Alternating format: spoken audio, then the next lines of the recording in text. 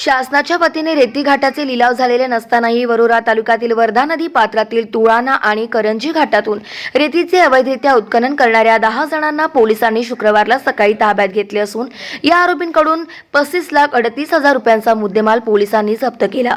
वरोरा येथील सहाय्यक पोलीस अधीक्षक आणि उपविभागीय पोलीस अधिकारी नयोमी साटम यांना मिळालेल्या गुप्त माहितीच्या आधारे त्यांनी वरोरा पोलिसांच्या पथकासह वर्धा नदीच्या करंजी आणि तुळाणा घाटावर शुक्रवारला सकाळी 9 वाजताच्या सुमारास छापा टाकला आणि रेतीचे अवैध उत्खनन करणारे 5 ट्रॅक्टर, ट्रॉली, ट्रॅक्टर मालक आणि चालकांनी एकमेकांसोबत घटनेदरम्यान संपर्क करण्याकरिता वापरलेले 3 मोबाईल फोन असा एकूण 35,38,000 रुपयांचा मुद्देमाल जप्त केला आहे।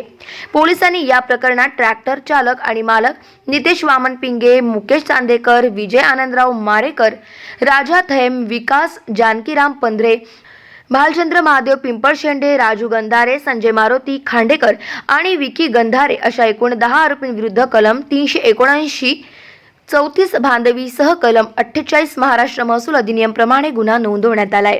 विशेष म्हणजे सदर रेती घाट रेती उपसा करण्याकरिता शासन स्तरावरून जिल्हाधिकारी यांच्या आदेशाने लिलाव झालेले नाही, तरी सुद्धा यातील आरोपींनी संगनमताने मोठ्या प्रमाणात रेतीचे उत्खनन करून ट्रॅक्टर सोबतचे ट्रॉलीमध्ये भरताना आढळून आले।